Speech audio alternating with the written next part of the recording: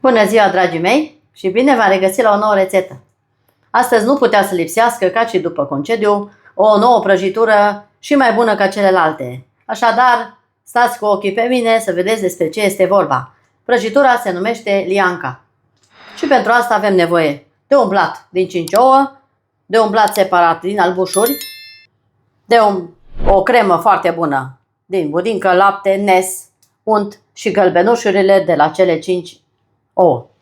Acum vom începe prin a face un blat din 5 ouă, unde vom pune un praf de sare,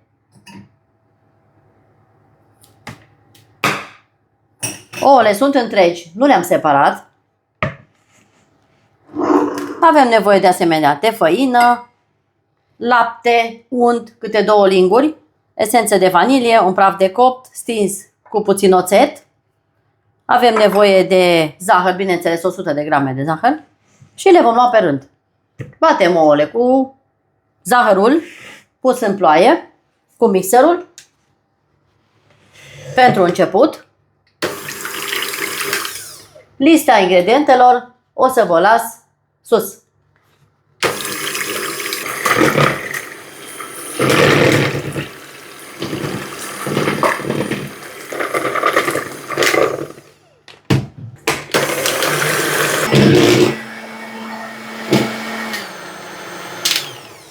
Am bătut ouăle, arată cam așa. Acum vom adăuga 2 linguri de lapte plus uleiul, 2 linguri de asemenea, și amestecăm la viteză mică. Oprim mixerul. Acum, în compoziția de ouă, adăugăm făină cernută,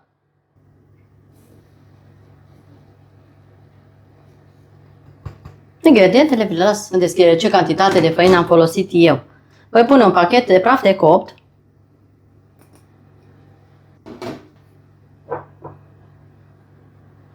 un zahăr vanilat,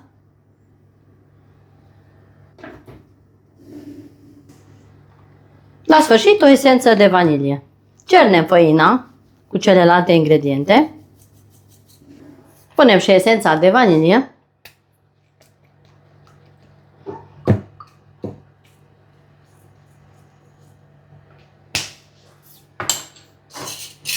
și amestecăm de sus în jos până omogenizăm foarte bine făina cu ouăle.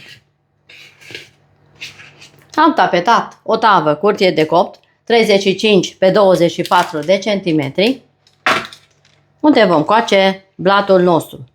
Încingem cuptorul la 180 de grade Celsius. Amestecăm foarte bine să nu avem cocoloașe. Scrieți-mi în comentarii de unde mă urmăriți. Încercați această prăjitură lianca pentru că este super. Uitați-vă aici ce culoare avem. Ouă de casă, bineînțeles. Galbenul acesta superb. Parcă este vopsea nouă, așa de bine arată. Așa arată compoziția noastră. Acum o vom goli în tavă. Pun compoziția în tavă, unsă cu puțin ulei. O golim. Și o lăsăm la cuptor până trece testul cu scobitoarea. Vă uitați ca să fie coaptă. Nivelez pe toată suprafața. Între timp vom face crema noastră delicioasă. Acum o voi da la cuptor până este coaptă. Urmează să facem crema noastră și vom avea nevoie de un bol încăpător, unde vom amesteca 5 gălbenușuri,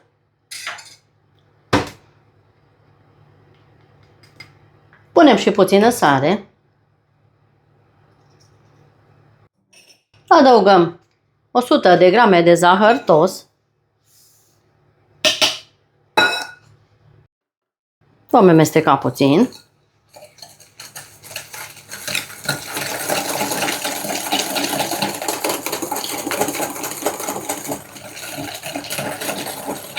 Eu aici am 400 de mililitri de lapte rece, dar vă spun la sfârșit cât am folosit eu. Pun puțin lapte. Amestec foarte bine.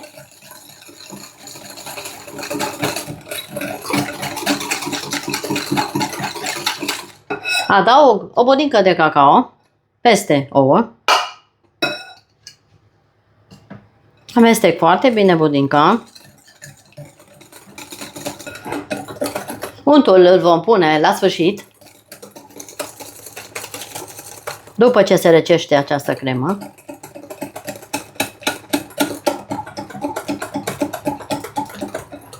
Adaug și o lingură mare de nes.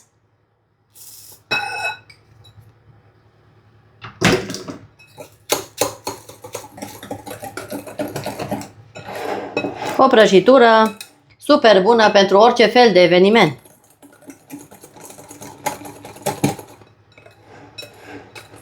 O să vedeți rezultatul final. Punem restul de lapte la fiert.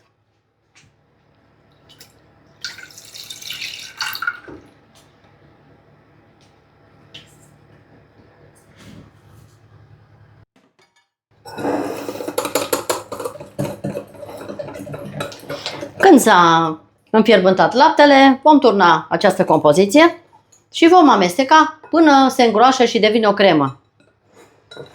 La nevoie mai puteți adăuga puțin lapte, dacă este nevoie. Laptele a fiert. Acum adăugăm compoziția noastră peste laptele fierbinte. Și amestecăm în continuu pentru a nu se lipi de fundul oalei, bineînțeles. Vom amesteca până se îngroașă, până devine o cremă. Crema noastră a fiert. Cam așa arată. Acum o vom lăsa la răcit complet, după care așa arată. După care adăugăm untul, frecat puțin dinainte, încorporăm în cremă și după aceea umplem prăjitura noastră. Între timp vom mai face până se răcește și cel de-al doilea blat din albușuri, unde vom avea nevoie de 5 albușuri, 100 de zahăr, puțin oțet și praf de copt și 2 linguri foarte mari de nucă măcinată. Ne vedem în curând. Dragii mei, blatul s-a copt. Acum îl vom lua din tavă. A stat la cuptor 30 de minute la mine, la 180 de grade. Și va trebui să răsturnăm pe un fund. Îl răsturnăm.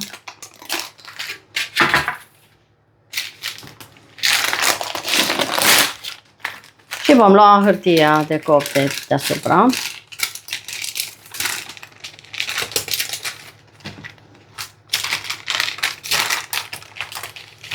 Ia priviți ce culoare frumoasă avem noi, ouă de casă.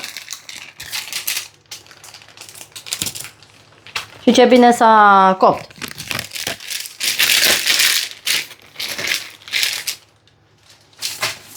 Îl întoarcem invers. Uitați ce blat avem noi aici. Cât este de pufos și de super blat. Vedeți? Nu se rupe, este perfect.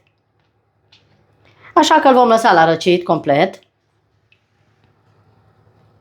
Iar între timp vom face cel de-al doilea blat din albuș. Luăm mixerul.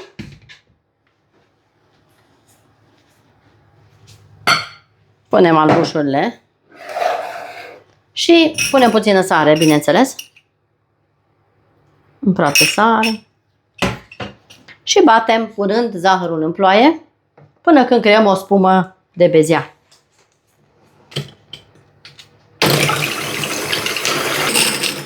Punem și ultima tranșă de zahăr.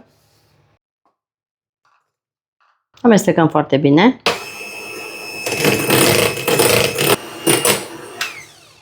Bezeaua noastră este gata. Vedeți, trebuie să fac așa un moț. Avem o linguriță de praf de copt și foarte puțin oțet.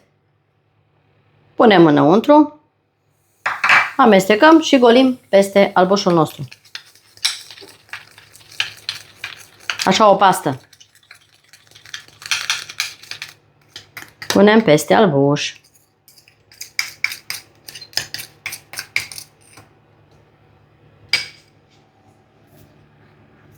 Acum vom pune și 2 linguri mari cu vârf de nucă macinată.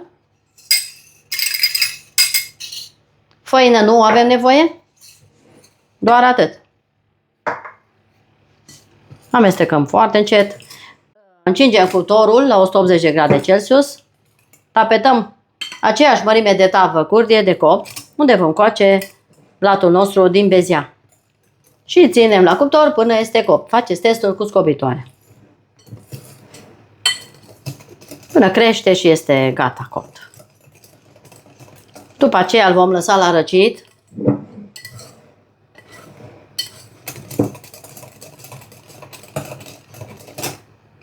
Așa arată bezeaua noastră minunată. Așa trebuie să fie consistența. Am uns puțin tava cu ulei peste hârtia de copt și vom turna bezeaua noastră în tavă. Uitați-vă ce consistență are, fără făină.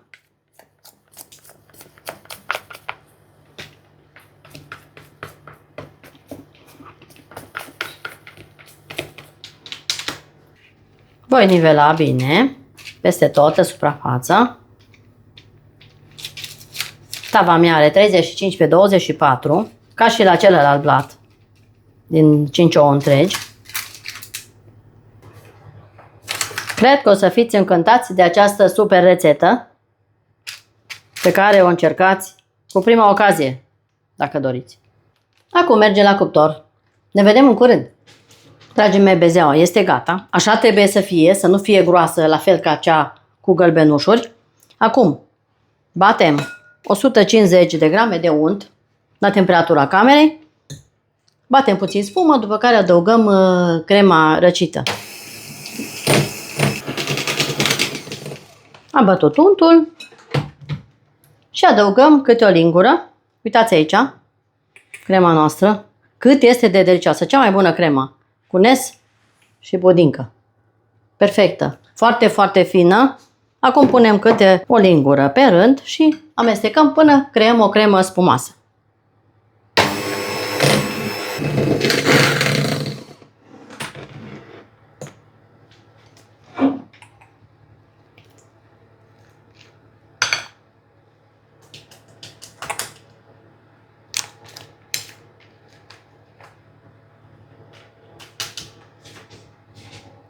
Adaug și ultima tranșă de cremă și amestecăm până se omogenizează bine, bine. La viteză mică.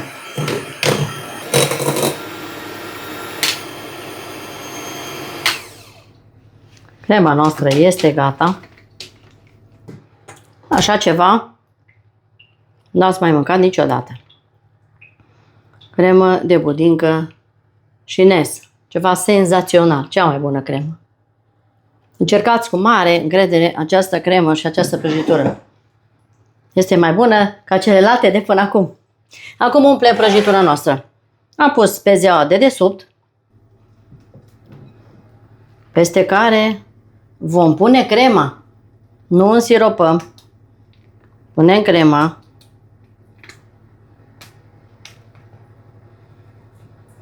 Nivelăm.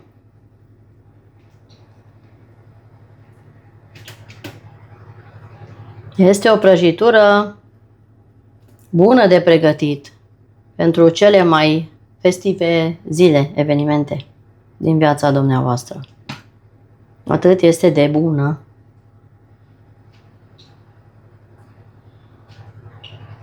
Scrieți în comentarii dacă cunoașteți această prăjitură lianca. Punem cremă din belșug.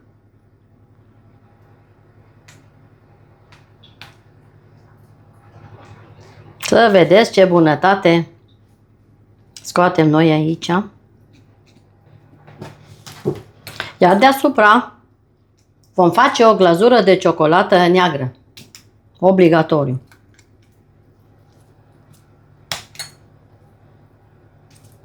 Pentru a întregi gustul desăvârșit al acestei prăjituri.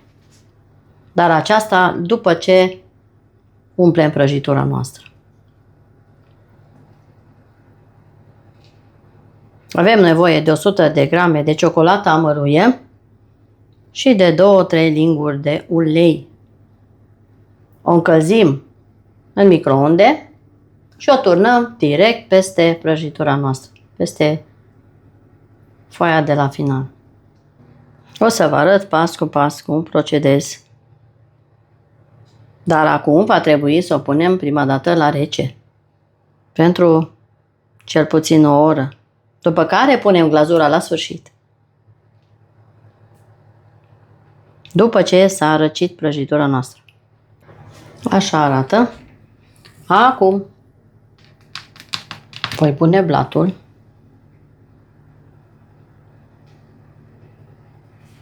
galben deasupra de celălalt. Apăsăm puțin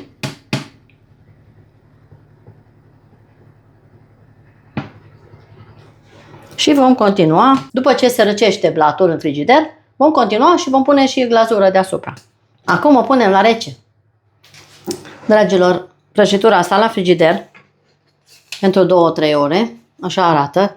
Foarte bine arată. Acum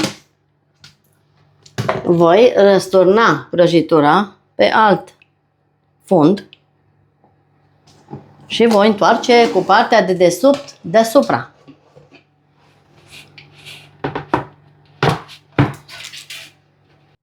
Acum voi dezlipi și așa arată prăjitura noastră cu sosul în jos. Vedeți ce bine arată? Acum voi face glazura din ciocolată amară, 100 de grame de ciocolată amară și 2 linguri de ulei.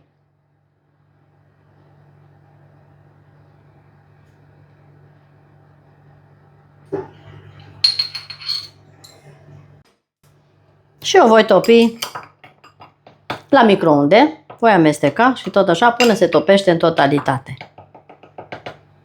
Ciocolata s-a topit, așa că o voi pune peste prăjitura noastră, pe toată suprafața și o voi nivela.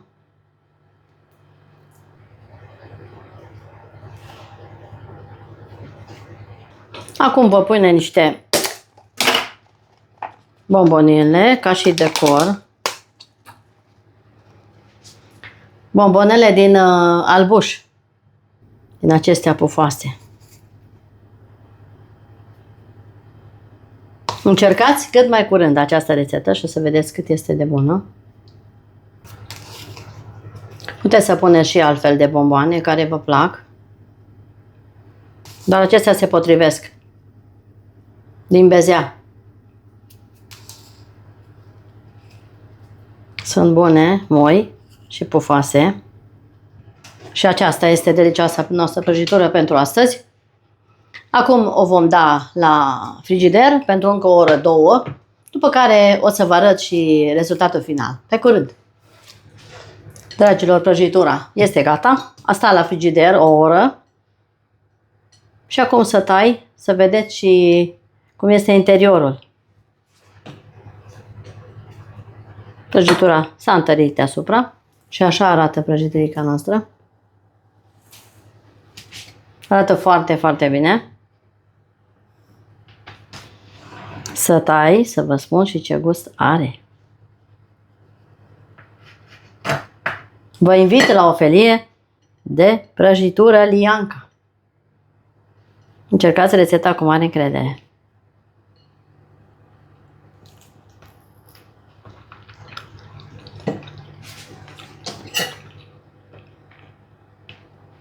Extraordinar de delicioasă. Fantastic de bună. Așa arată prăjitura în interior. Moale, pufoasă, aerată și deosebit de bună. Extraordinar. Vă mulțumesc că ați fost cu mine până la finalul acestei delicioase rețete și dacă aveți gusturile mele, încercat. Până la următorul video, eu vă spun la revedere!